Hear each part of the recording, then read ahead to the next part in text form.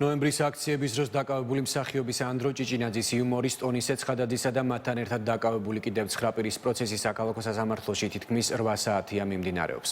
სხდომაზე ცოტა ხნის წინ ხმაური იყო მოსამართლემ დამსწრეთა ნაწილი დარბაზიდან გააძევა. პროცესზე დღეს აკვეთი ღონისძიების გადასინჯვის საკითხს ემსჯელობენ.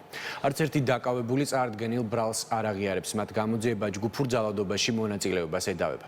ხატია ჯამალაშვილი აშუქებს სასამართლო პროცესს, რომელიც ახლა პირდაპირ ეთერში გვერდდება.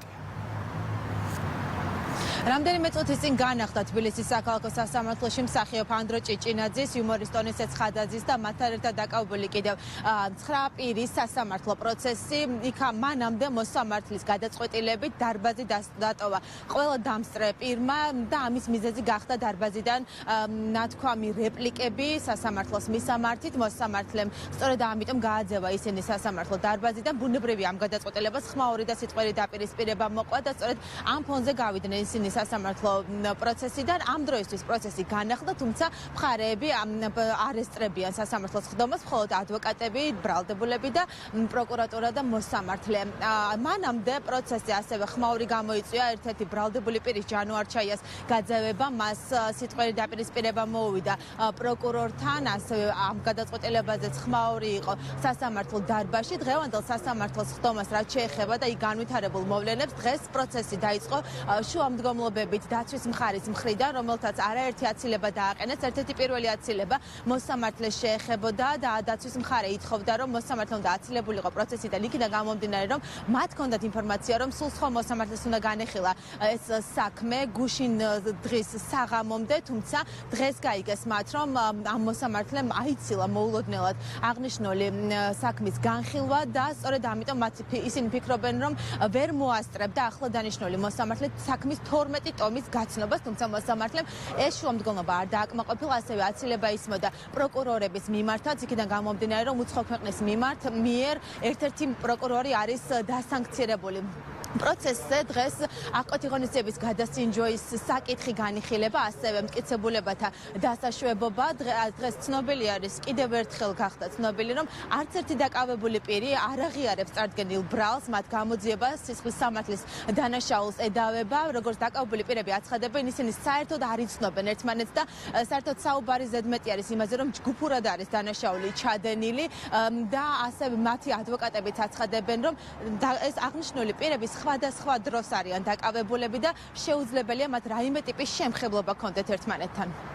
სამი თვეა გასული და ყველაზე მინიმალური ბრალის დაზუსტებაც კი არ მომხდარა და გარდა იმისა, რომ 29 ნოემბრის ფაქტს ედავებიან ამ დროს, მეტი ვერაფერი ჩაწერეს, ვერც ზუსტი დრო ჩაიწერა, ვერც კონკრეტული მოქმედება არის აღწერილი და რა თქმა უნდა, ზედმეტია საუბარი იმაზე, რომ ვინმე გამოიკითხა, რომელსაც რაიმე სახის მოქმედებით ზიანი მიადგა. თუ ზიანი მიადგა, არამედ ვინმე ადამიანი, რომელმაც დაინახა მაინც ანდრო ჭიჭინაძე ამ კონკრეტულ თარიღში, იმ კონკრეტულ ადგილას, ან რაიმე სახის მოქმედება მაინც აღწერა ამ ადამიანის, არათუ თქვა შემდგომში თქვა ის, რომ მას ზიანი მიადგა. მეცაც გეტყვით პირდაპირ გამოკითხვის ოქმებში ეს ადამიანები წერენ ასეთ რამეს, რომ მე დაზიანება მომადგა, რაღაც კონკრეტულ ნივთებს ასახელებენ განსხვავებულს, მე არ დამინახავს ადამიანი, რომელმაც ეს მესროლა, მაგრამ ვიცი, რომ იყო აქტივისტი. კონკრეტულად რას მედავებით, ანუ აი ანდრო ჭიჭინაძემ იქ რა დააშავა, ეგ არის გაუგებარი, ეს ერთი.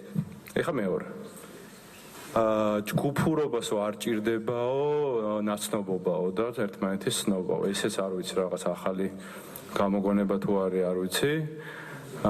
როგორ შეიძლება რომ ჩვენ ვერ გვაქვს ჯგუფი და საერთო ნაცნობებიც არ გვყავდეს ერთმანეთთან და სასამართლოებზე ნახევარი ადამიანები, ამ ადამიანების გადასარევი ადამიანების გავიცანი პირველ სასამართლოზე, ნახევარი მეორე სასამართლოზე. და რაღაცა ჯგუფში ვართ მოაზრებულები, სადაც რა თქმა უნდა, ბრჭყალებში რაღაც დანაშაული ჩავიდინეთ, ისე რომ ერთმანეთს არ ვიცნობთ, პლუს სხვადასხვა დღეს გვედავებით, იმიტომ რომ მაგალითად ჩემ შემთხვევაში თუ 29-ზე არის ლაპარაკი, თუ არ ვხდები გურის შემთხვევაში არის პირველ რიცხვს ლაპარაკი. როგორ შეიძლება რომ ეს ჯგუფურად აღვიქვათ. მოქალაქეების გარკვეული ნაწილი ახორციელებს ძალადობრივ მოქმედებებს, რაც გამოიხატება სხვადასხვა საგნების სროლაში და ამ პირთა შორის არიან წარმოდგენილი ბრალდებულებიც, რომლებიც თავიანთი აქტიური ქმედებებით ხელს უწყობენ ჯგუფურ ძალადობრივ მოქმედებებს. თვითმფრინავი ბრალდებული ძალადობრივი ქმედებების განხორციელების ადგილზე საკუთარი თვალით ხედავს თუ როგორ ისვიან ძალადობაში მონაწილეები პოლიციელების მიმართულებით სხვადასხვა საგნებს და ამ პერიოდში თავადაც ახორციელებენ იგივე ქმედებას. ასეთ შემთხვევაში კვალიფიკაციისათვის არსებითი მნიშვნელობა აღარ აქვს ჯგუფურ ძალადობაში მონაწილე პირები მანამდე იცნობდნენ თუ არა ერთმანეთს. მთავარია რომ მათი ქმედებები ერთიანად მიმართული არის პოლიციელების წინააღმდეგ. ისინი ერთი და იგივე დროს, ერთი და იგივე ადგილზე ახორციელებენ ძალადობრივ მოქმედებებს. ძალადობრივი მოქმედებები ყველა შემთხვევაში მიმართულია პოლიციელების წინააღმდეგ. წინააღმდეგობის გაწევა ხდება ერთიანი ძალის ხმევით და მათი მოქმედებები ერთიანობაში ქმნიან ჯგუფურ დანაშაულს. საქმის მასალებით დადგენილია, რომ ჯგუფური ძალადობის შედეგად დაზიანდა არაერთი პოლიციის თანამშრომელი, რომელთა ნაწილმა მიიღო საკმაოდ მძიმე ხარისხის ჯანმრთელობის დაზიანება. დაზიანდა კერძო და მუნიციპალური ქონება. მსახიობი ანდრო ჭიჭინაძე, იუმორისტი ონისე ცხადაძე და მათთან ერთად დაკავებული კიდევ 9 პირი რუსთაველის გამზირზე მიმდინარე აქციების დროს დააკავეს. მათ გამოძიება სისხლის სამართლის დანაშაულს ედავება, კერძოდ კი საუბარი არის ჯგუფურად ჩადენილ ძალადობაში მონაწილეობაზე. ბრალის დამტკიცების შემთხვევაში მათ 4-დან 6 წლამდე თავისუფლების დახკვეთა ემუქრებათ. მადლობა ხატია ჯამალაშვილი საუბრობდა პირდაპირ ეთერში.